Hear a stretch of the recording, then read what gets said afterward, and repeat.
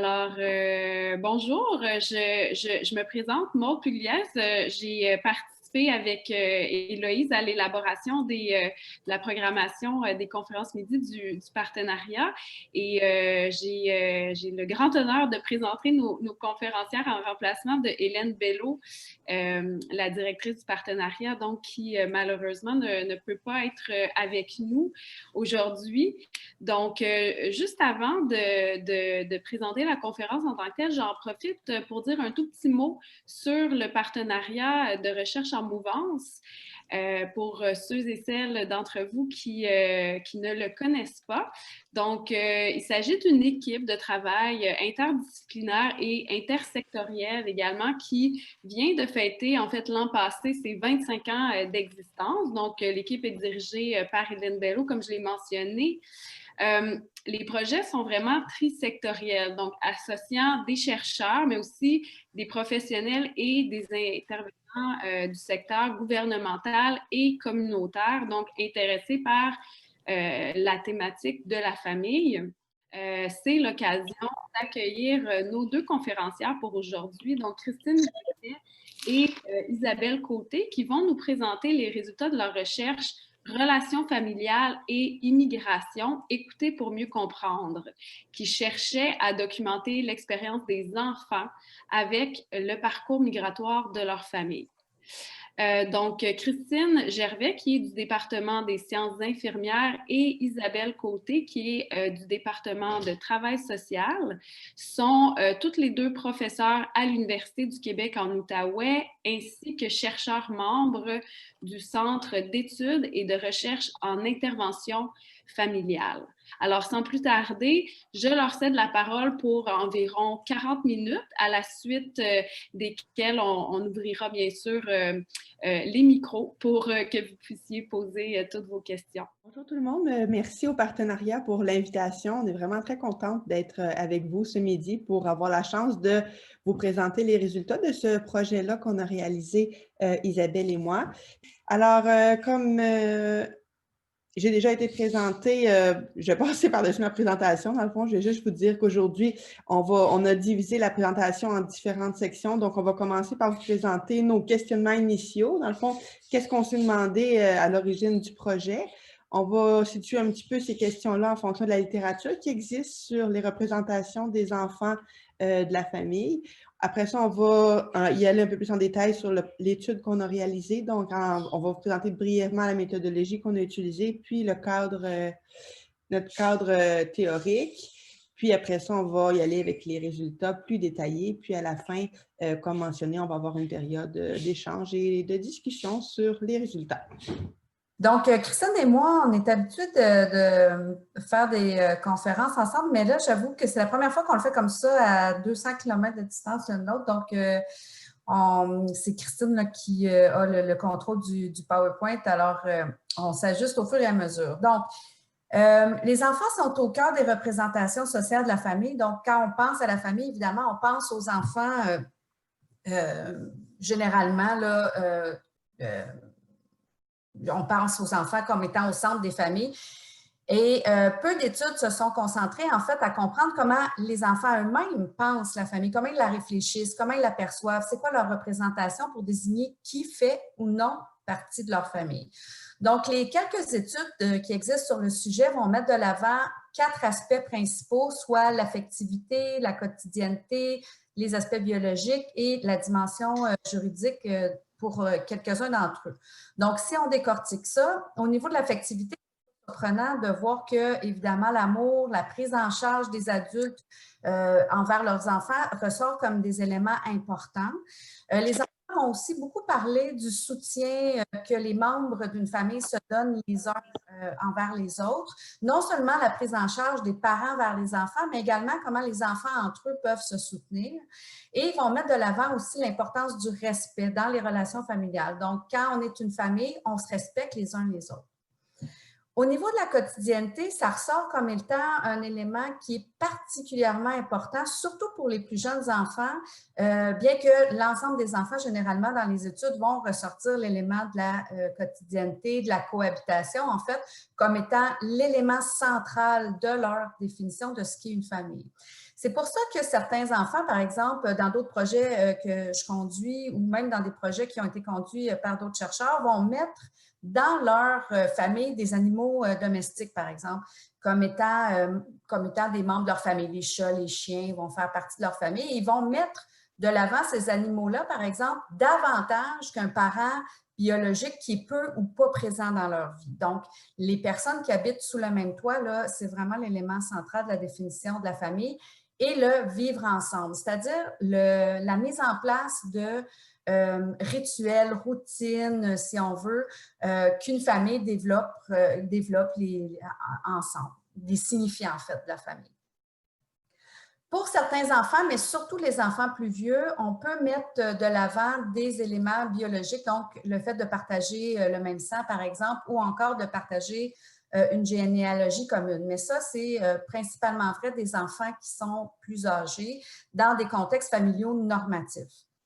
Et finalement, plus rarement, mais certains enfants vont mettre de l'avant la dimension juridique dans leur compréhension d'une famille. Par exemple, être un enfant adopté, c'est aussi être membre d'une famille ou encore le mariage, c'est ce qui fonde la famille. Mais c'est vrai que ces éléments-là vont sortir beaucoup plus rarement dans la littérature.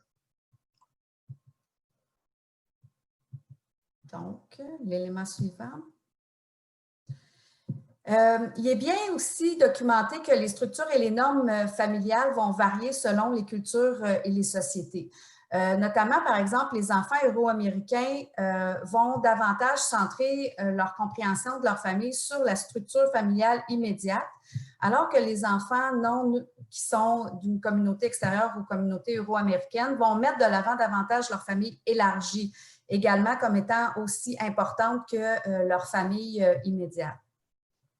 On constate aussi que le contexte de l'immigration va présenter un impact significatif sur l'expérience familiale. Par exemple, avec l'immigration, les enfants doivent faire face à une certaine déconnexion avec leur famille élargie ou encore, évidemment, avec certains membres de leur famille immédiate, ce qui exige au pays d'accueil une reconfiguration ou en tout cas une redéfinition des liens familiaux. On constate également des modifications dans le fonctionnement familial et dans les liens relationnels entre les membres de la famille. Par exemple, le pouvoir va être réparti différemment post-immigration, la discipline aussi va être différente dans le pays d'accueil versus le pays d'origine. Les conflits aussi entre les parents et leurs enfants qui grandissent semblent plus fréquents dans le pays d'accueil que ce qui était dans le pays d'origine, notamment au fur et à mesure, par exemple, que les enfants vont adopter les us et coutumes du pays d'accueil, ce qui peut inquiéter évidemment les parents. Et on constate aussi une transformation différente de la répartition des tâches familiales, notamment avec l'intégration des parents au marché de l'emploi. Par exemple, un père qui travaille au pays d'origine, mais qui, dans le pays d'accueil, peine à se trouver un emploi, va être plus présent, par exemple, dans la famille, il va prendre davantage en charge les tâches familiales qui, auparavant, étaient dévolues à la mère. Les recherches démontrent aussi que la famille devient un ancrage culturel pour les enfants au fur et à mesure qu'ils vont s'intégrer dans la famille d'accueil. Donc, toutes ces connaissances-là, comment ça s'articule dans la façon dont les enfants nouvellement arrivés au pays se représentent la famille? C'est ce qu'on a voulu savoir par le biais de ce projet de recherche-là, Immigre en famille.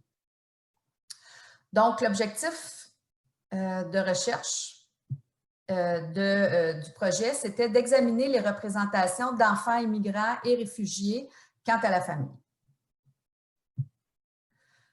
Notre approche théorique et méthodologique, en fait, Christine et moi, on travaille beaucoup avec l'approche centrée sur l'enfant. Qu'est-ce que c'est l'approche centrée sur l'enfant?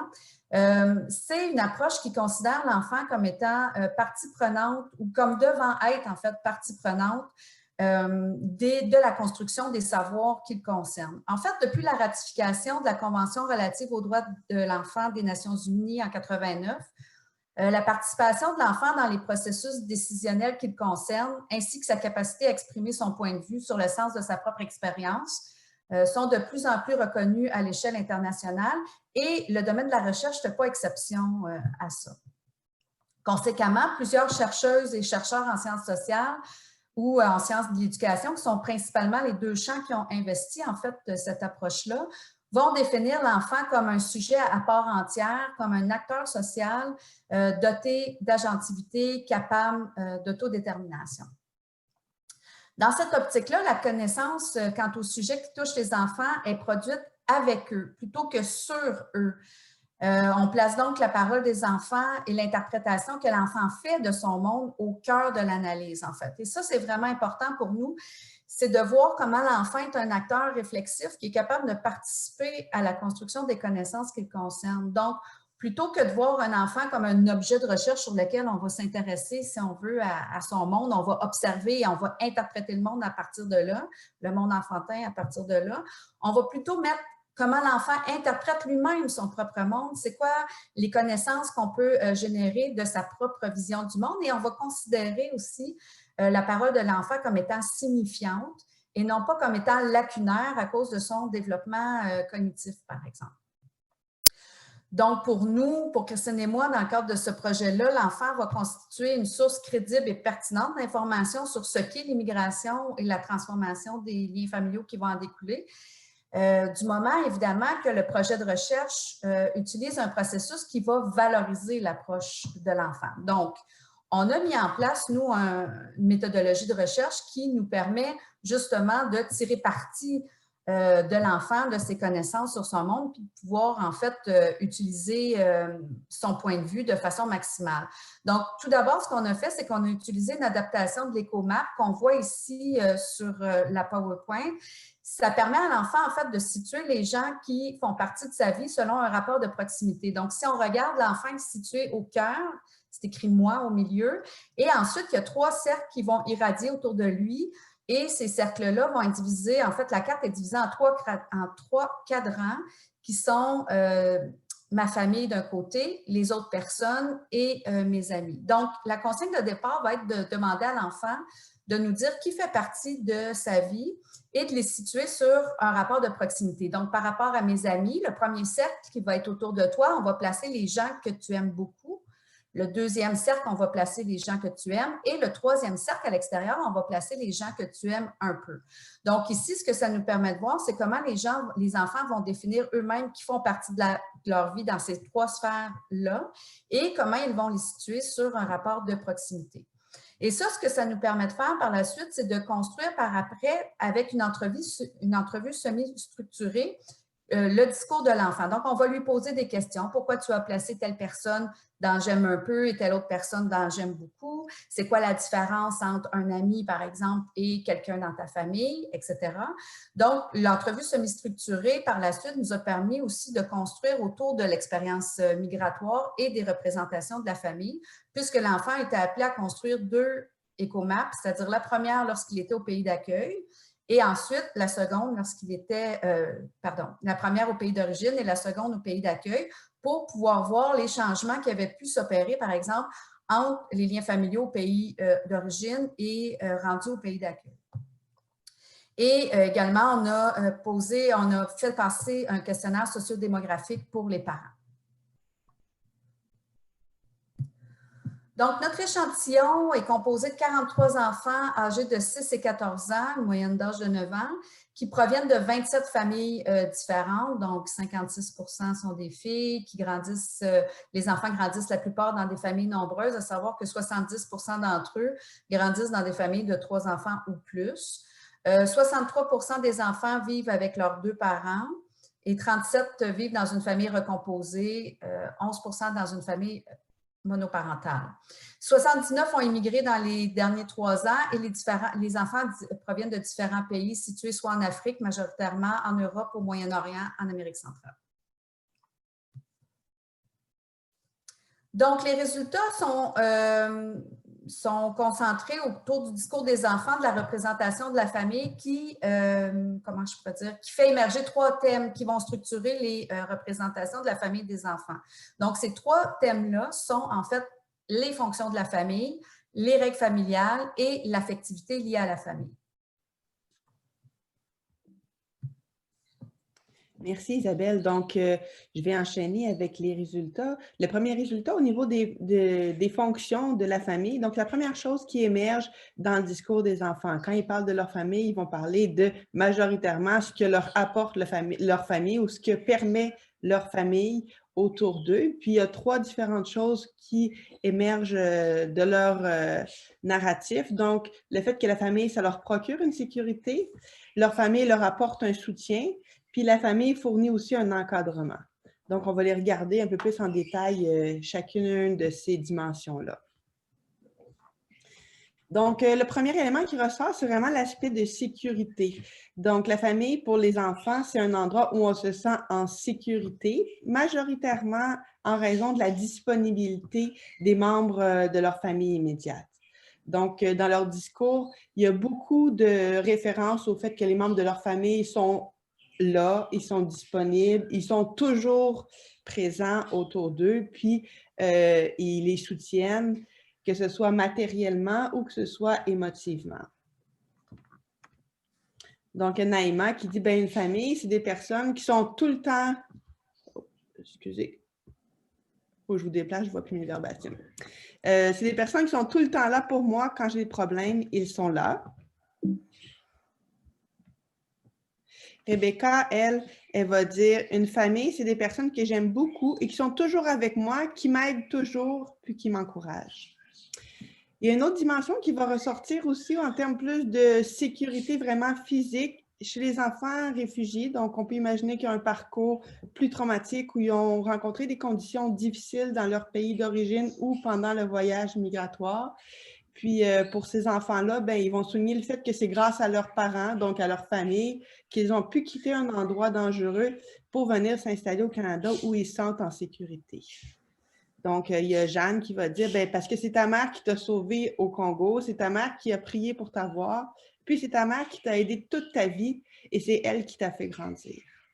Donc, on voit que la famille est vraiment le socle de la sécurité des enfants à différents niveaux. Puis la dernière dimension de la sécurité qui ressort, mais de manière moins importante, mais quand même pour certains, c'est plus au niveau matériel. Donc, certains enfants ont mentionné, bien, ma famille, elle va aussi me procurer les choses dont j'ai besoin, notamment le matériel scolaire, la nourriture pour manger. Donc, une sécurité qui est aussi matérielle qui va être évoquée, mais de manière un petit peu moins prégnante dans le discours des enfants. La deuxième dimension, au niveau du soutien, les enfants vont beaucoup parler des membres de leur famille comme des gens vers qui ils peuvent se tourner quand ils ont besoin de soutien, quand ils ont besoin d'aide. Donc, c'est une ressource qui leur permet de faire face autant aux petits défis du quotidien qu'aux grandes difficultés qu'ils peuvent rencontrer. Ils vont parler beaucoup de l'aide qui est reçue, notamment au niveau des soins, au niveau de l'éducation, par exemple pour les devoirs, pour recevoir des conseils, pour répondre à leurs questions. Puis encore là, ils vont insister sur un peu la disponibilité, mais surtout la constance. Donc, c'est un soutien qui se maintient dans le temps. Donc, il y a Alex qui dit, pour moi, une famille, c'est des gens qui sont toujours là quand tu as besoin d'eux. Des gens qui t'aident quand tu as des problèmes, des gens qui ne vont pas te juger, des gens qui vont accepter ce que tu fais, des gens qui t'ont vu grandir et qui t'aiment.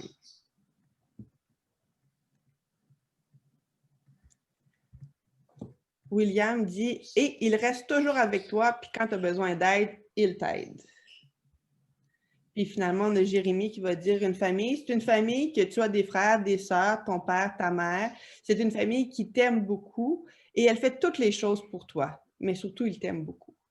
Donc, Jérémy, lui, insistait beaucoup sur le fait que pour être une famille, il fallait que les parents préparent les repas pour les enfants, il fallait qu'ils s'assurent de les envoyer à l'école. Donc, il y a vraiment quelque chose dans le soutien concret et pratique qui va être apporté au quotidien.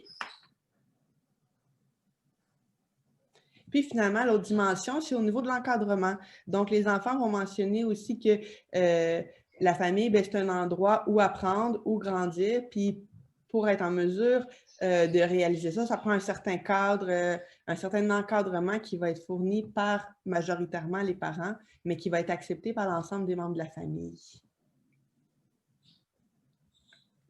Donc, Mathis va dire, ben, une famille, Ils te donnent des punitions si tu fais quelque chose de mauvais. Ils sont contents de te voir. Ils te font bien à manger. Ils me disent si je ne fais pas bien, et ils me disent d'aller jouer dehors. C'est tout. Donc, des fois, vous voyez dans les verbatims, les enfants passent du « il » au « elle ». C'est tous des enfants qui étaient en processus d'apprendre le français. Donc, je ne les ai pas édités, les verbatims. Juste, certains endroits, ce n'était pas compréhensible. Là. À ce moment-là, je suis retournée dans l'entrevue au complet pour être sûre de m'assurer. Mais sinon, je les ai laissés le plus possible puisque ça représente la parole des enfants qui étaient en train d'apprendre le français au moment où on les a rencontrés. Puis, il y a aussi la dimension de l'éducation qui va ressortir dans le discours des enfants par rapport à l'encadrement. Donc, Ximena qui va dire, ben parce que c'est eux qui m'ont appris à être comme je suis. Puis finalement, Alex, c'est eux qui nous éduquent, c'est eux qui sont toujours là pour nous. À chaque fois qu'on a un problème, c'est eux qui ont la solution. Donc, la famille qui est comme milieu d'éducation et d'encadrement, ça revient un petit peu tantôt quand on regardait ce que les enfants des autres études appellent ou mentionnent comme la prise en charge. Donc, on le retrouve aussi chez les enfants qu'on a rencontrés. La deuxième dimension, c'est certaines règles que les enfants ont rapportées qui permettent de dire qu'un groupe d'individus constitue une famille. Donc, ces règles-là, c'est ce qui permet, dans le fond, à la famille de remplir les fonctions qu'on a premièrement identifiées dans leur discours. Les 3 règles que les enfants nous ont nommées, c'est l'importance de communiquer, de partager des moments ensemble et puis d'être gentils les uns envers les autres. Donc, au niveau de partager des moments ensemble, ça, c'est vraiment une règle que les enfants nomment de manière assez générale, surtout les plus vieux. Donc, nos 9 à 12, 13 ans, c'est eux qui vont plus parler de cette règle-là. On dirait que pour les plus petits, c'est naturel. Ils se posent moins la question, peut-être qu'ils sont même pas conscients que c'est une règle. Mais les grands vont vraiment le nommer. Donc, c'est important de passer du temps ensemble pour entretenir des relations positives entre les membres de la famille, pour bien se connaître, ce qui permet après ça de nourrir justement l'affectivité qui est présente au sein de la famille. Donc, Yéna, elle explique, parce que je crois que tous les enfants doivent passer du temps avec leur famille, en fait, pour que leur famille les comprenne et les enfants qui comprennent aussi leurs parents. Puis pour d'autres enfants, comme Bastien, ils vont davantage parler du temps passé en famille comme quelque chose qui est vraiment au cœur de leur famille ou qui définit le fait qu'ils fassent famille avec les autres, leurs parents puis leurs frères et sœurs. Donc, Bastien explique, pour moi, une famille, c'est pas comme la plupart des gens qui jouent avec des jeux vidéo. Parce que la plupart des enfants jouent avec des jeux vidéo et ne passent pas des moments en famille. Pour moi, une famille, c'est passer des moments ensemble. Donc, lui, il distinguait vraiment les moments où est-ce que tu es dans la même maison, mais que tu ne fais pas quelque chose ensemble, qui est un peu en parallèle, puis les moments vraiment partagés qui constituent, selon lui, la famille. La deuxième règle qui est mentionnée par les enfants, c'est l'importance de communiquer.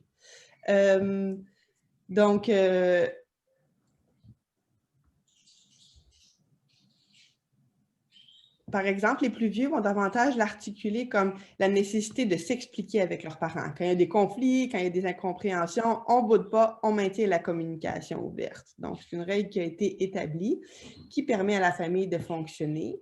Puis, Alex, un peu de la même manière, elle va dire, de toute manière, on ne peut rien leur cacher. Ils sont toujours là avec nous, nos parents. Elle parle de ses parents. Même s'il y a certaines choses qu'on ne peut pas dire parce qu'on a peur ou parce qu'on est gêné, il faut tout le temps leur faire confiance parce qu'on est leur enfant. Donc, il y a vraiment une attente qui est exprimée ou que les enfants ont intégrée de parler de ce qu'ils vivent et de ce qui se passe dans leur vie à leurs parents. Puis, finalement, la dernière règle, c'est la gentillesse. Donc, autant être gentils les uns envers les autres que les enfants comprennent qu'ils doivent être gentils envers leurs frères et sœurs et s'attendent aussi à ce que les autres membres de leur famille soient gentils envers eux. Donc, il y a Bastien qui dit, pour moi, une famille, c'est partager des moments gentils en famille sans dire des mauvais mots. Donc, pour les plus petits, la gentillesse, c'est beaucoup référé à ne pas dire de mauvais mots puis ne pas s'insulter entre eux.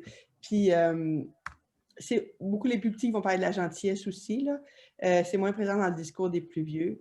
Puis Mathilde, elle va dire, des gens qui sont gentils, c'est des gens qui, comme quand on fait des bêtises, ils ne nous crient pas genre, mais qu'est-ce que tu as fait? Ils restent calmes. Donc, la gentillesse, c'est tant la discipline ou type de communication entre les membres de la famille. Donc, des fonctions occupées par la famille découlent certaines règles. Puis le troisième thème qui émerge, c'est l'affectivité qui est liée à la famille. Comme la majorité des enfants sont en train d'apprendre le français, plusieurs ont utilisé des mots quand on leur a parlé spontanément. C'est quoi une famille pour toi? On a eu droit à des images assez révélatrices. Donc, Jeanne a dit, une famille, c'est ton cœur. Puis elle expliquait vraiment en me disant, c'est le cœur de qui tu es. C'est eux qui t'ont mis au monde, puis c'est eux qui t'ont encadré. Donc, le fait que tu es devenu qui tu es, c'est vraiment l'essence de son identité. Amélia nous a plutôt dit, une famille, c'est un ange. Puis elle faisait référence plus à la fonction de protection de la famille, puis du prendre soin. Donc, un ange qui veille sur toi, c'est la famille pour Amélia. Puis, il y a d'autres enfants, les plus vieux, vont plus expliquer un peu tout ce qu'ils mettent, selon eux, dans la famille, en mettant vraiment de l'avant-plan l'affection puis l'amour. Donc, Amdi explique une famille, ce sont des gens avec qui tu partages tout. Secrets, joie, amour, des choses comme ça. Tu peux partager tous tes secrets. C'est comme genre très, très important dans ta vie. Puis Alfonso, qui est aussi un peu plus vieux, il dit, ma famille, je vais toujours les aimer et je ne peux pas aimer un plus que l'autre. Ma mère, elle dit qu'elle ne peut pas aimer mon frère plus que moi et moi, je ne peux pas aimer ma soeur plus que mon frère. Donc, il y a vraiment une question d'intensité de lien puis d'engagement affectif qui ressort d'une manière très importante dans l'affectivité des enfants quand ils discutent de leur famille. Donc, ces trois fonctions-là nous donnent une idée, si on veut, de comment les enfants se définissent la famille. Donc, il y a trois composantes principales dans leur discours, c'est l'amour, la proximité, puis la permanence des liens, qui sont comme les trois éléments essentiels, selon eux, qui permettent de définir une famille. L'amour, c'est ce qui est le plus important. On l'a vu dans l'affectivité, on l'a vu aussi dans le soutien. Beaucoup mentionnaient que c'était une question d'amour, mais les enfants ont vraiment plusieurs manières d'aborder cet amour-là. Donc, Mathilde dit, une famille, c'est avoir une mère, des sœurs, des frères, des gens qui nous aiment. Moi, je le considère comme s'il faisait partie de ma famille parce que je l'aime beaucoup. Donc, l'amour, c'est aussi ce qui permet aux enfants de définir qui fait partie de leur famille et qui est considéré comme à l'extérieur de la famille. Béatrice, du même sens, quelqu'un que j'aime beaucoup et que je vois souvent. Puis, Victor, lui, il va dire une famille, c'est une famille parce qu'on est ensemble, parce qu'on est heureux tous ensemble, pardon. On fait tout ensemble et notre amour entre nous, c'est serré. Donc, il y a vraiment une notion de proximité puis d'engagement affectif très grand pour faire partie d'une famille selon les enfants qu'on a rencontrés. La proximité, donc, c'est un peu tout ce qui est le temps partagé dans le quotidien, une certaine quotidienneté qui permet une proximité autant physique que relationnelle. Donc, Shaib dit, une famille, c'est je suis tout le temps avec eux. Donc, lui, c'est comme ça qu'il va définir les membres qui font partie de sa famille. Sabrina dit, ma famille est tout le temps à côté de moi. On se voit tout le temps, puis on se parle tout le temps. Puis Alex dit, parce que c'est ma famille. C'est avec eux que je suis. C'est mon frère, ma soeur, mon père, ma mère. Je suis tout le temps avec eux. C'est eux qui m'ont vu grandir, donc c'est eux qui comptent le plus. Quand je parle de famille, c'est d'abord à eux que je pense. Puis finalement, le dernier terme de la définition de la famille, c'est la permanence des liens. Donc, ça émerge d'une manière assez importante dans le discours des enfants. C'est vraiment le fait que c'est des liens qui vont durer dans le temps, qui ont toujours été là, puis qui vont toujours être là. On sent vraiment un besoin de continuité puis d'inscription dans un certain parcours de ces liens-là familiaux. Donc, Larry qui dit, tout le monde, la famille, c'est tout le monde qui reste avec moi pour toute la vie.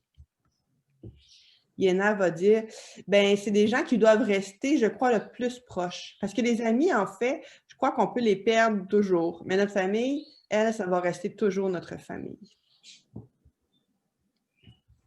Alfonso, il dit, c'est des personnes que j'aime beaucoup, genre que je ne vais jamais pouvoir laisser. Puis je vais les protéger, je vais les défendre. Puis finalement, Katrina, Elle dit, c'est quand on est toujours, une famille, c'est quand on est toujours ensemble rassemblés. Mais moi, ma famille, elle n'est pas toujours rassemblée. Comme mon grand-papa et mon grand-papa, ils vivent dans leur maison, mais on s'entend au téléphone. Donc, certains enfants vont intégrer dans leur famille des membres de la famille élargie qui voient d'une manière moins quotidienne, surtout depuis l'immigration, mais avec qui ils entretiennent des liens. Donc, la permanence des liens s'applique aussi à la famille qui est élargie. Puis, c'est à peu près quand on demandait aux enfants de mettre sur leur carte là, leur famille présentement dans leur pays d'accueil, qui composait leur famille. Environ la moitié des enfants ont mis les membres de la famille élargie qui étaient restés au pays d'origine. Puis, l'autre moitié des enfants s'est concentrée sur la famille immédiate qui avait immigré avec eux.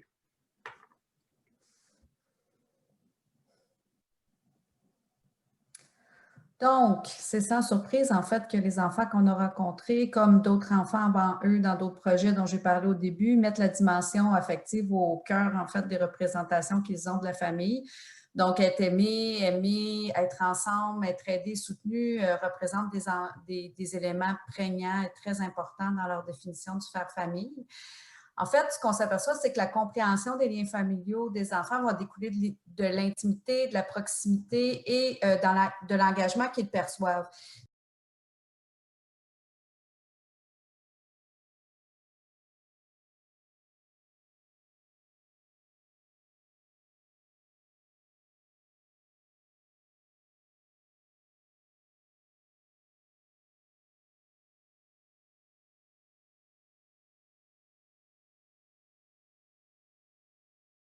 Aussi comme intervenant à soutenir les relations conjugales et familiales suite à l'immigration, étant donné que la littérature nous démontre que les conflits, les ruptures conjugales sont fréquentes dans la période post-immigratoire. Et finalement, un peu comme l'a expliqué ma collègue juste dans l'acétate précédente, les enfants nous ont beaucoup parlé qu'une famille, ça donne des règles, ça dit comment faire, ça explique comment avoir des comportements, des bons comportements. Et pour eux, c'était des éléments qui sont les pratiques disciplinaires particulièrement importantes. Or, quand on se représente les pratiques disciplinaires des personnes immigrantes, souvent, on va l'aborder sous l'angle déficitaire. Or, pour les enfants, c'est plutôt structurant et c'est plutôt rassurant.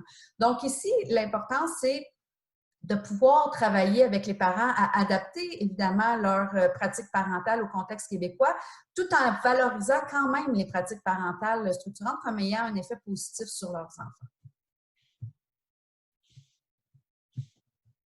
Au niveau de la recherche, je pense que ces données-là, ben, un peu comme Isabelle expliquait dans l'approche centrée sur l'enfant, ça concrétise le fait que les enfants sont tout à fait matures pour partager leur expérience puis s'exprimer sur des sujets qui peuvent sembler complexes. Donc, malgré le fait que c'est des enfants qui avaient vécu plusieurs transitions en peu de temps, qu'ils étaient en apprentissage du français, donc avec un vocabulaire limité, surtout au niveau des temps de verbe, c'était parfois difficile. Ils ont participé avec beaucoup d'enthousiasme, puis on a pu collecter un matériau très, très riche. Donc, ça confirme l'importance de s'intéresser directement aux enfants pour quand on s'intéresse à des phénomènes qui les concernent. Donc, quand on regarde justement les relations familiales en contexte migratoire, la littérature est presque uniquement du côté des parents.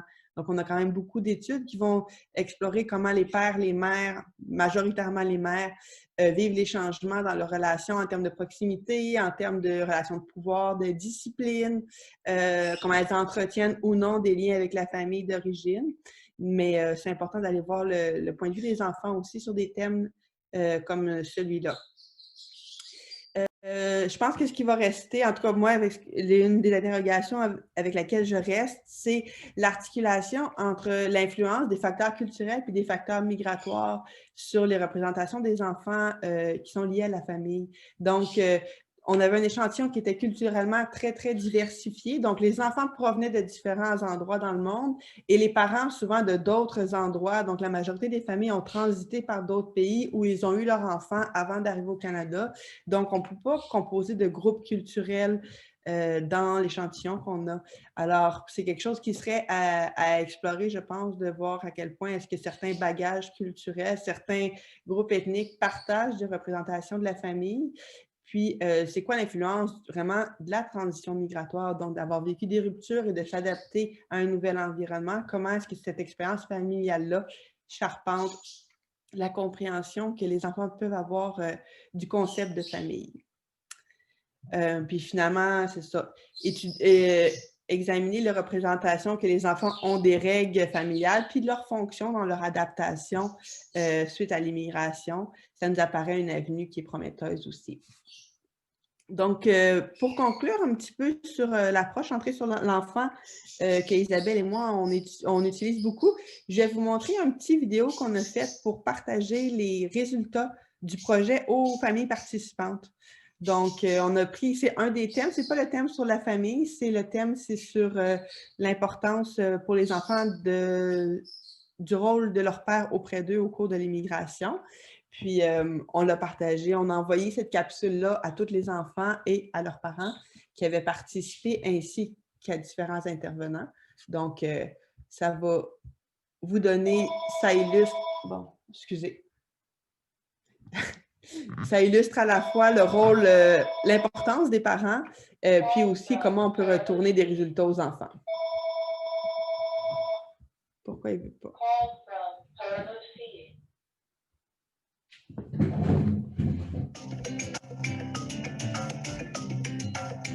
Bonjour. Hello. Molo. Abshin. Nela. Sabon. Hello. Luchan. Hola. Voilà quelque temps, nous avons eu la chance de t'écouter raconter ton histoire. Une histoire qui parlait de comment toi et ta famille avez changé de pays. Au total, 43 grands voyageurs comme toi ont accepté eux aussi de nous raconter leur histoire. Des histoires qui parlaient aussi des papas. On aimerait que les papas soient là pour toujours, mais c'est pas toujours possible. Il arrive qu'on n'ait jamais connu son papa, qu'il soit parti, ou qu'on le voit moins souvent, ou en tout cas pas comme avant. Être papa, c'est le travail le plus important du monde, mais en même temps, c'est pas toujours facile. Les papas ont parfois besoin d'un petit coup de pouce, comme toi, quand tu as appris le français. Et si toi, tu devenais leur professeur pour quelques instants. Car toi, avec tout ce que tu nous as partagé, tu peux apprendre aux papas qui changent de pays avec leur famille comment être les plus meilleurs papas du monde. Papa, je te l'ai peut-être jamais dit, mais sais-tu combien tu es important pour moi depuis que je suis tout petit? Depuis toujours. Même quand tu travailles beaucoup et fort, tu prends le temps de jouer avec moi, de me chatouiller et de me faire rire avec tes blagues. J'aime aussi quand tu m'écoutes et que tu me donnes des conseils. Quand on a changé de pays, j'ai eu besoin de toi. Et une chance que tu étais là. Tu as tellement fait pour nous. Dès qu'on est arrivé, comme un vrai chef, tu as pris les choses en main. Presque tout de suite, tu t'es assuré qu'on avait tout ce qu'il nous fallait. Le matériel pour l'école, les meubles pour la maison, même Vidéotron. Sans oublier le truc là, pour enlever la neige. Une fois installés, comme des vrais explorateurs, on est partis à la découverte de notre ville, du Québec et même du Canada. On a trouvé des parcs, une église, c'était pas la bonne. On a continué à chercher d'autres églises, on a trouvé des magasins, beaucoup de magasins. On s'est même rendu jusqu'aux grosses chutes. Ça en fait des choses à faire. Et c'est pas tout. Tu es toujours là pour m'encourager avec mon école. Tu viens me porter le matin, tu m'aides avec mes devoirs, tu prends même ton téléphone quand on ne comprend pas les mots. Papa, une chance que tu es là. Toutes ces choses-là, tu les as faites pour moi, pour ma sœur, pour mon frère et aussi pour maman. Tu as fait tout ça pour qu'on soit mieux, qu'on grandisse bien et qu'on puisse être en sécurité et avoir une meilleure vie. Je sais au fond de mon cœur que tu fais tout ça parce que tu nous aimes. Je le sais parce que tu me l'as dit, tu prends soin de moi. Je me sens bien quand tu es là. Puis des fois aussi, tu m'achètes des choses. Je sais que tu fais tout ce que tu peux pour que je sois bien. Il n'y a peut-être pas de papa parfait, mais toi, tu es parfait pour moi. Pour tout et plus encore, je te dis merci du fond du cœur. À notre tour de te dire merci du fond de notre cœur d'avoir partagé ton histoire. Tu as été un excellent professeur pour les papas et pour nous. À nous tous, on a construit les connaissances sur l'importance de la présence des papas dans cette grande aventure qu'est changer de pays.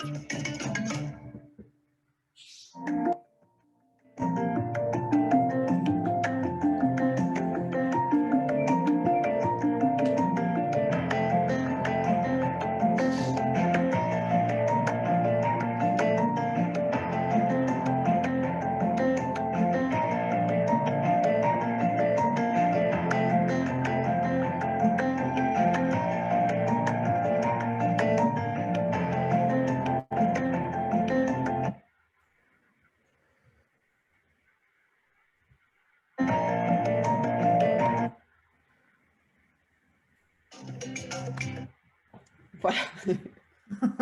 J'ai trouvé comment sortir. Alors, voilà, c'est ce qui close qu'on avait préparé pour vous. Donc, ça va me faire plaisir, si vous avez des questions, d'échanger avec vous. Merci pour votre attention. Merci beaucoup, Christine Gervais, Isabelle Côté. C'était vraiment intéressant. Donc, pour ce qui est de la période de questions, pour des questions, et je vais prendre les tours de parole. Stéphanie Atkin. Oui. Oui, bonjour, est-ce que vous m'entendez bien?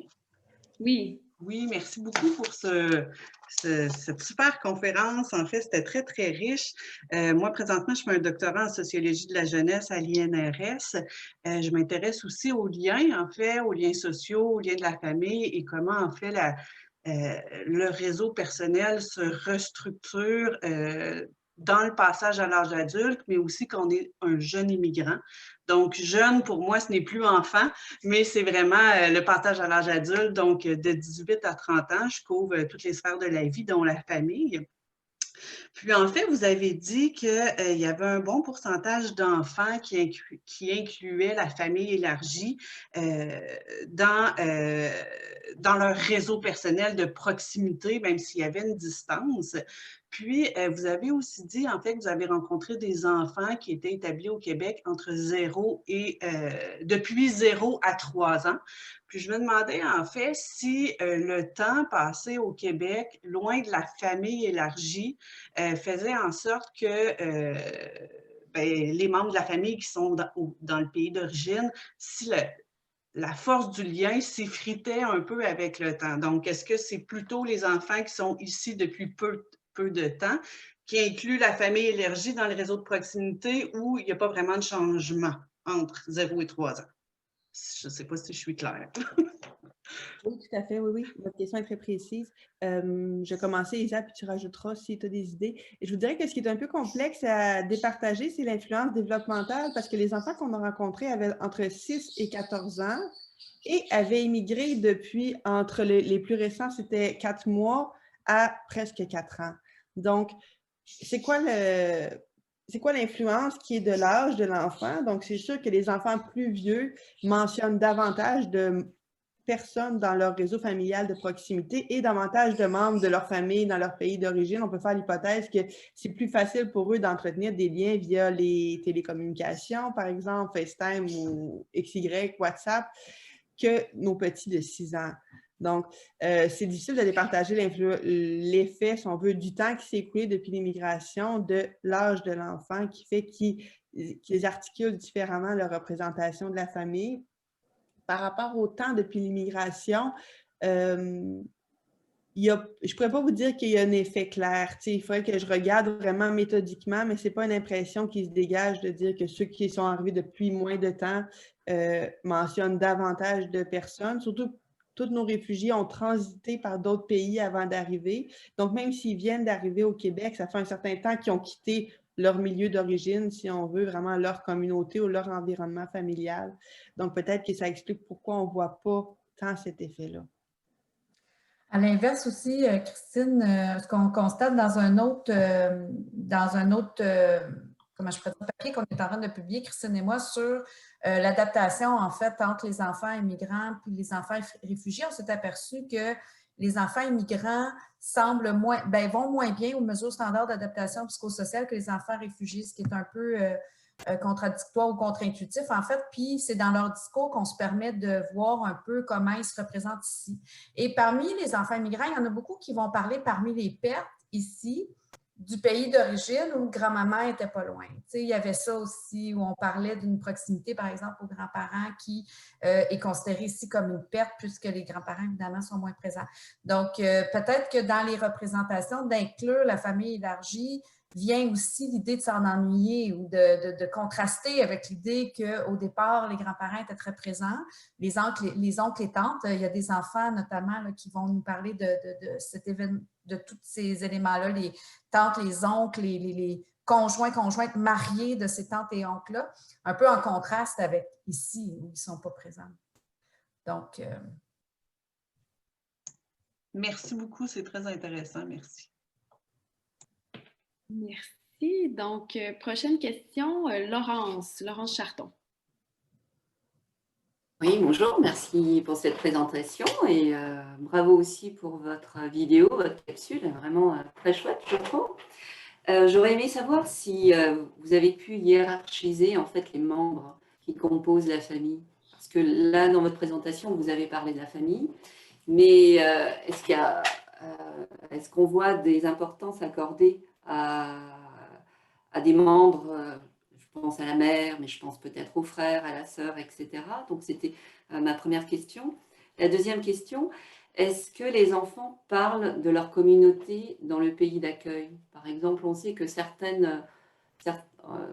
au moment de l'immigration, certaines familles, finalement, retrouvent certaines communautés dans le pays d'origine. Donc, est-ce que ça a une influence?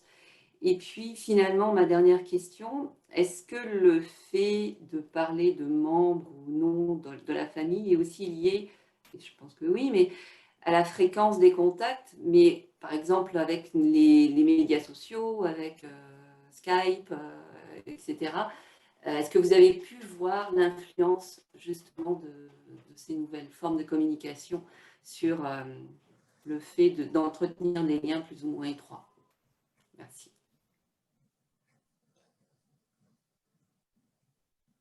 Oui, donc au niveau de la hiérarchie, peut-être première question, on n'a pas tant, non, on ne pourrait pas dire qu'on a pu hiérarchiser les relations. La carte demande aux enfants de positionner dans j'aime beaucoup, j'aime et j'aime un peu. Donc, toutes les mères sont unanimement dans j'aime beaucoup, autant au pays d'accueil qu'au pays d'origine. Donc, les mères ne bougent pas. La fonction des mères semble se maintenir dans le temps aussi en termes de rassurance, de prendre soin, de principales figures de réconfort. Donc, ça demeure. Sur les 43 enfants, on a 7 enfants qui ont bougé leur père entre la période pré-migratoire puis post-migratoire. Puis, il y en a qui l'ont rapproché, puis il y en a qui l'ont éloigné. Donc, ça ne semble pas être un patron, si on veut, constant ou qui émerge d'une manière importante. Ça semble plus être des histoires individuelles. Donc, il y en a qui ont eu des séparations conflictuelles où des enfants ont perdu contact avec leur père. Donc, le père s'est retrouvé à disparaître de la carte en post-migratoire.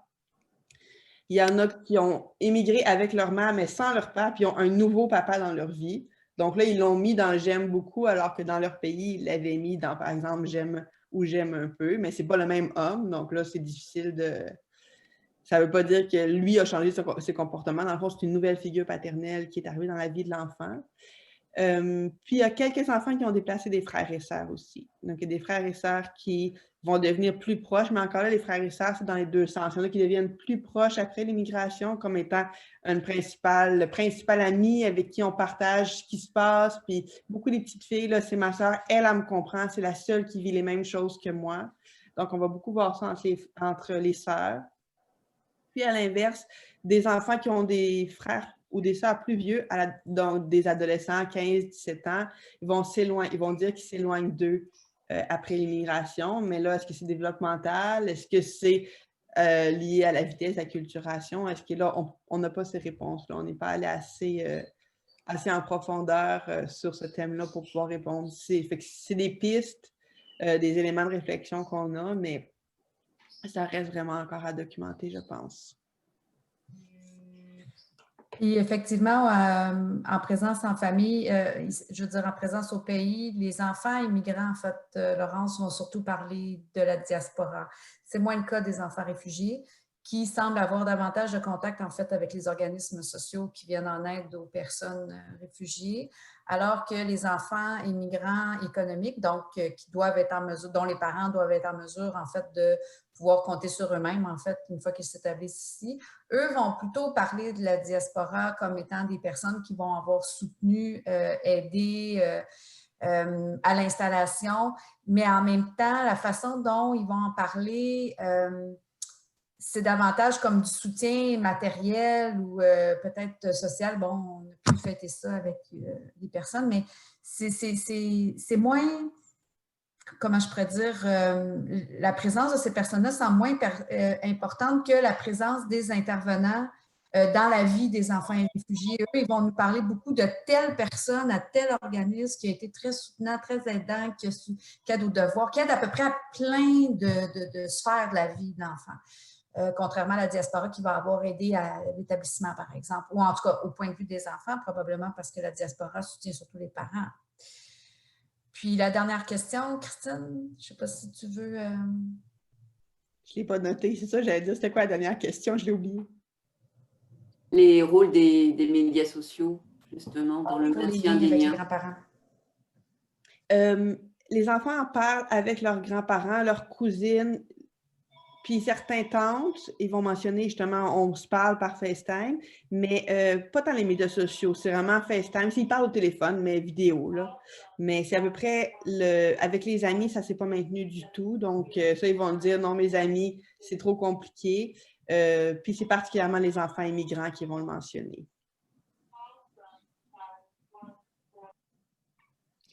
Merci. Pour l'instant, je ne vois pas de petites mains bleues. Est-ce qu'il y a d'autres questions? Sinon, je vais peut-être me donner un tour de parole. En fait, deux questions qui sont pas tant reliées, mais ma première question, c'est je pense avoir perçu dans les résultats que vous présentiez, c'est ça la notion, j'ai oublié comment vous l'avez nommé, mais quand même l'idée que, bon, la famille, c'est des gens qui sont toujours là pour moi. Mais je me demandais si vous perceviez une directionnalité, c'est-à-dire si les enfants se sentent un peu... protégés par leurs parents, leurs frères et sœurs et tout ça, et s'il y avait des choses qui émergeaient dans le sens de sentiments de eux, je ne sais pas si on peut appeler ça d'obligation ou de eux, un rôle protecteur à eux. Ça, c'est une première question. Puis, mon autre question, c'est vraiment... franchement, c'est plus méthodologique, en fait. Je trouve ça tellement intéressant comme... de voir la perspective des enfants, puis je pense que vous avez vraiment montré que je pense qu'on perd quelque chose quand on les inclut pas. Ça me semble assez évident. Puis, donc, je me demandais, est-ce que vous considérez qu'il y a comme un genre d'âge minimum, par exemple, pour des chercheurs qui seraient intéressés à aller recueillir le point de vue des enfants? Je ne sais pas si vous avez des choses à dire sur les difficultés peut-être que vous rencontrez dans le sens de, combien de temps, est-ce que le temps doit être moins long que dans une entrevue qu'on fait avec des gens qu'on sait adultes? Je serais intéressée à vous entendre plus largement là-dessus. Donc, pour votre première question, c'est super intéressant parce qu'en effet, il y a de la réciprocité dans le discours des enfants. La réciprocité, on la sent quand on a une question, on demande aux enfants qui t'a aidé à t'habituer quand tu es arrivé au Québec, quand tu es arrivé au Canada, quand tu as déménagé. C'est qui t'a aidé à t'habituer à ton nouveau pays? Puis, donc, quand on pose la question sur c'est quoi une famille pour toi, c'est beaucoup dirigé vers l'enfant. Donc, il me procure de la sécurité, il me donne des soins, il m'aide à mes devoirs. Donc, c'est vraiment ce que les parents majoritairement font autour de l'enfant. Mais quand on parle du soutien, bien là, on a vraiment la notion de réciprocité qui émerge du discours. Donc, quand même, plusieurs enfants ont répondu « Mais non, c'est moi qui les aide, c'est moi qui aide ma mère à s'habituer. » Donc, ils vont évidemment faire la fonction d'interprète entre leurs parents. Avec les machines aussi, certains vont dire, mais non, c'est moi qui montre à ma mère comment utiliser son nouveau téléphone, c'est moi qui ai aidé papa à remplir ses papiers pour son nouveau travail. Donc, les enfants, rapidement, on voit qu'ils deviennent très à l'aise avec le fonctionnement scolaire, avec certaines dimensions du fonctionnement administratif aussi. Donc, on va dire, c'est moi qui vais avec maman aux rendez-vous médicaux du petit frère ou de la petite sœur. Ils vont aider aussi dans les tâches ménagères, donc prendre soin des plus jeunes, surveiller les plus jeunes, des choses comme ça. Donc, dans le soutien ou le quotidien de la famille, là, oui, on la voit, cette réciprocité-là. Et pour la métho, je dirais que ça dépend. Moi, j'ai fait des projets avec des enfants de 4 ans pour leur demander comment ils étaient nés, puis ils étaient nés d'une femme porteuse. Ils étaient en mesure de m'expliquer des trucs comme moi, avant, j'étais un œuf, puis là, l'œuf a été mis dans le ventre de elle, puis là, etc., etc. Donc, il y a des enfants qui sont tout à fait en mesure de raconter leur expérience, mais il y en a d'autres de 8-10 ans qui sont...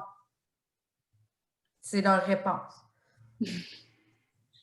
Donc, ça dépend davantage, je te dirais, de l'extraversion de l'enfant, de la capacité de parole de l'enfant, de la capacité de l'enfant d'être en interaction avec un adulte, mais ça dépend aussi, c'est tributaire beaucoup aussi de la capacité de l'adulte d'entrer dans le monde enfantin.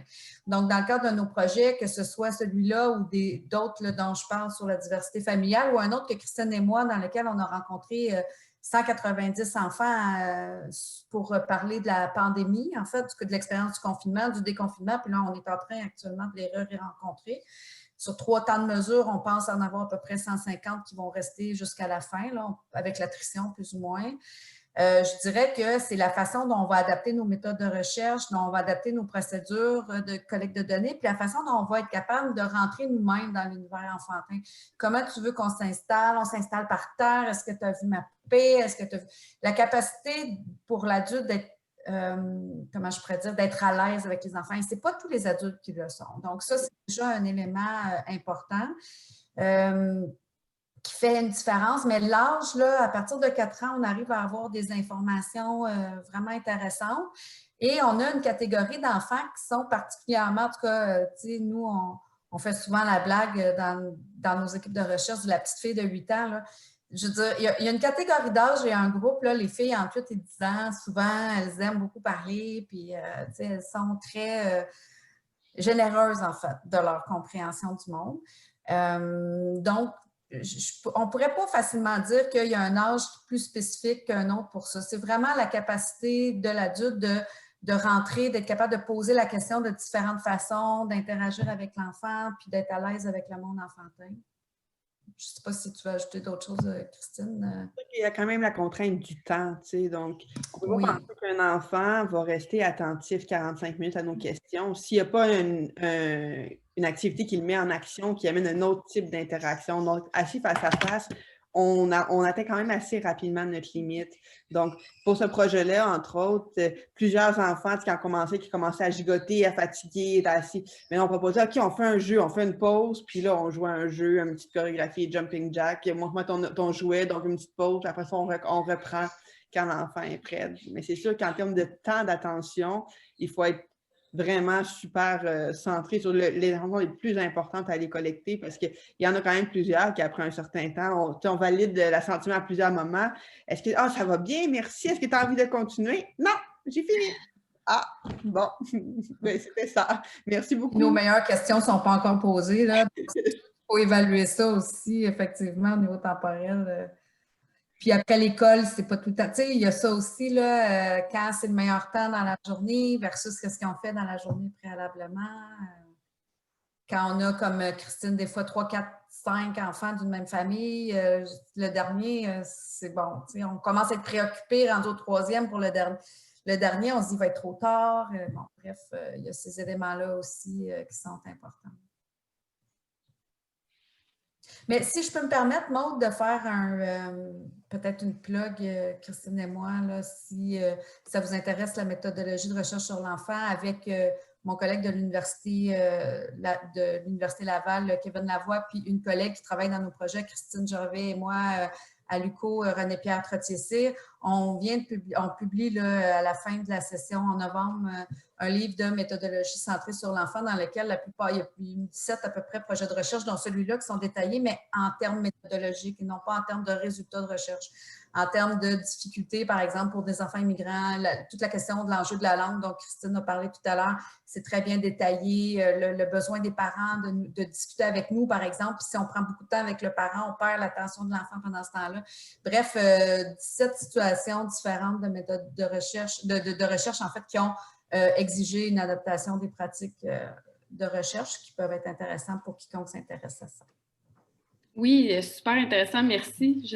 Je pense que je vais définitivement le consulter. Oui, Héloïse.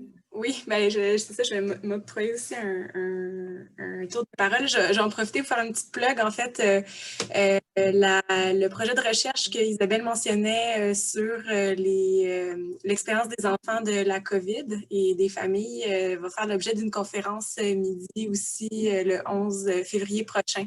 Donc, restez à l'affût, ça va circuler dans nos réseaux dès le retour des fêtes. Puis, une petite question, en fait, dans les résultats de recherche, il y avait plusieurs choses que je trouvais intéressantes, mais et que les enfants mentionnaient être gentils. C'est comme au niveau, je pense que c'était dans l'affectivité, les règles familiales, c'est ça, être gentils les uns envers les autres. Puis il y avait toujours la notion d'amour, puis je trouvais ça vraiment intéressant, mais je me dis, dans un contexte d'immigration, des fois, les familles doivent vivre beaucoup de stress, s'adapter à une nouvelle réalité, il doit y avoir des conflits, peut-être des fois, même au sein de la famille, qui ressortent avec l'adolescence, comme on disait, des fois, il y a des frères et des sœurs qui s'éloignent. Comment ça a ressorti, ça, dans vos résultats, cet aspect-là peut-être un peu plus négatif? Est-ce que les enfants le mentionnaient? Est-ce que c'est... Mais je te dirais que ce qu'on a comme conflits familiaux, c'est vraiment les enfants dont le papa est disparu au cours du processus migratoire. Donc, on en a 9 là, qui ont perdu leur papa entre le moment où ils sont partis et le moment où ils sont arrivés, perdus symboliquement ou perdus matériellement parce qu'il est décédé, mais qui ont plus accès à leur papa aujourd'hui. Donc, ces enfants-là, oui, ils vont parler de conflits ou ils vont avoir un discours soit très, très ça ne me dérange pas, je m'en fous, maintenant il est plus important pour moi, c'est comme s'il n'existait plus. Ou au contraire, oui, j'y en veux, il n'était pas fin, il était méchant, il ne s'occupe pas de nous, il ne nous aime pas, donc c'est pour ça qu'il ne vient pas nous voir. Donc, si on veut, c'est l'indice de détérioration des relations familiales qu'on a, c'est vraiment dans ce contexte-là. Puis, comme je disais tantôt, certains enfants avec des grands frères ou grandes sœurs qui sont adolescents, que là, ils vont mentionner des conflits, qui chicanent, mais des conflits de fratrie qu'on aurait aussi avec des enfants qui n'ont pas vécu l'immigration. Il prend toujours mon jeu, il s'enferme dans sa chambre, je ne peux pas rentrer. Des choses comme ça qu'ils vont reprocher à leur frère. Il ne veut plus jamais jouer avec moi. Donc, mais qu'on pourrait avoir, je ne pense pas que c'est spécifique à l'immigration, je pense que c'est plus spécifique à l'âge. Donc, des enfants des fratries qui s'éloignent un petit peu en vieillissant, puis au fur et à mesure que leur centre d'intérêt se divise. Mais les enfants, ils parlent beaucoup, beaucoup du soutien. De manière générale, ils parlent beaucoup du soutien qu'ils reçoivent de leurs parents pour s'adapter à l'immigration. Donc, pas beaucoup des conflits. Quand on a présenté les résultats du projet, on a fait le tour des milieux d'intervention qui nous avaient aidés à recruter les familles. Puis, ce que les intervenants beaucoup disaient, c'est super intéressant. La prochaine étape, ce serait de regarder à l'adolescence parce qu'ils avaient vraiment l'impression que c'est à l'adolescence qu'apparaissent les conflits, justement, en termes de niveau d'acculturation, de vitesse d'intégration des mœurs ou des valeurs, puis que là, ça peut devenir beaucoup plus complexe, puis il y a beaucoup plus d'enjeux conflictuels qui émergent que, dans le fond, dans la période scolaire. Puis surtout, comme les premières années après l'immigration, où tout le monde est vraiment mobilisé à s'habituer, s'adapter, c'est plus après ça que l'écart se creuse, selon eux. Mm-hmm. Merci. Alors, dernière chance de lever votre main bleue pour ceux et celles qui auraient des questions. Sinon, je crois qu'il ne me reste plus... Ah, oui, Stéphanie! En fait, j'ai une question flash, donc pour ce qui reste du temps. C'est à propos... Stéphanie? Vous avez fermé votre micro? Oui. Est-ce que ça fonctionne? Oui, Oui. ça fonctionne. Vous avez dit que vous avez rencontré aussi les familles avant qu'ils immigrent au Québec? Non, on leur a posé des questions sur Ok, donc c'est ok. rétrospectif. Là. Non, on ne les a pas Ok. rencontrés avant qu'ils émigrent. Puis, mais ici, de quelle façon vous avez fait le recrutement? En fait, de quelle façon vous avez réussi à rencontrer des jeunes enfants? On est allé majoritairement dans les classes de francisation pour nouveaux arrivants. Donc, on a expliqué le projet aux parents, puis les parents qui étaient d'accord qu'on communique avec leur enfant nous donnaient leur numéro de téléphone. Donc, on appelait à la maison, on parlait à l'enfant pour valider qu'il y avait une compréhension suffisante du français pour être capable de participer. Puis, on prenait rendez-vous après ça avec l'enfant, puis on se déplaçait à la maison. Donc, on est passé par leurs parents majoritairement. Alors, je vous remercie infiniment d'avoir pris le temps de venir partager ces résultats-là avec nous. C'était franchement intéressant. Restez à l'affût et une très bonne fin de journée à tous et toutes. Merci. Merci. Merci. Au revoir.